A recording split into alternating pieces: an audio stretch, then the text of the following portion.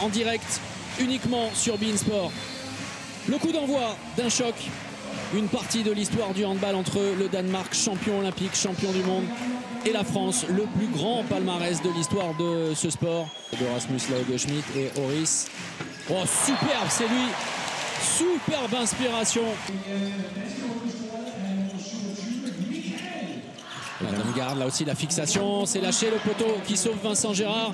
Et derrière la montée de balle rapide avec Nedim Remili qui lâche bien le ballon pour Lucas Ballot. Slimberg de nouveau face à Vincent Gérard. Allez, pour entrer dans sa partie, Vincent, oh, voilà, superbe autoritaire. Le retour du 6e français, Vincent Gérard qui va retrouver sa place. Oh, la passe très compliquée, trop compliquée même, de Nedim pour Valentin sur ses premiers pas dans cette rencontre.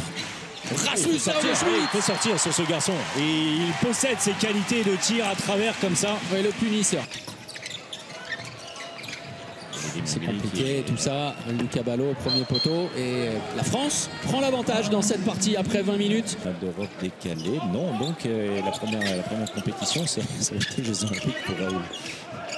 Romain Lagarde sur la fixation avec le Schwenker. Superbe jeu.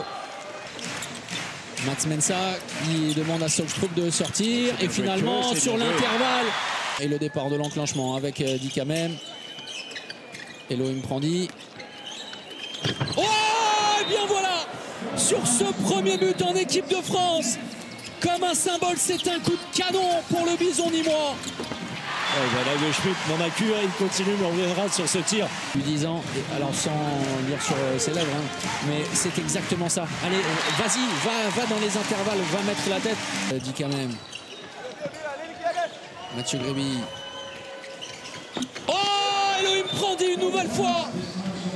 Les Bleus, beaucoup de mobilité et le ballon à la limite de la récupération. Il a été surpris. Luka Karabatic s'est allé dans son dos très vite. D'anticipation et de capacité de bien finir les actions. Voilà. Allez, Wesley Pardin. Battu sur un tir rapidement pris. Sur un garçon qui prend un tir alors qu'il y a deux défenseurs sur lui. Et voilà, il est phénoménal. Phénoménal aujourd'hui. Le contrôle avec Nicolas Clerc. Il y retourne. Allez, Mathieu. Oh, il est de Wesley Pardin. Ça va calmer Laugeschmidt, ce qui est plutôt une bonne chose. Oh, dommage sur la première intention. Les deux frères qui ne se sont pas compris. Et derrière la punition. Retour intérieur. Et ça manque de profondeur, de distance avec la zone de combat. Oh, le demi-tour contact. Il a complètement enrhumé Rasmus Laugeschmidt, Nicolas Karabatic. À l'arrêt, pratiquement à l'arrêt. Oui, c'est bien. Allez, Valentin, jusqu'au bout, à la course. Le relais avec Nicolas Karabatic. Il prend tout son temps. La passe décisive. Et le but pleine lucarne. Et le break est fait. +2 en faveur de l'équipe de France et le temps mort.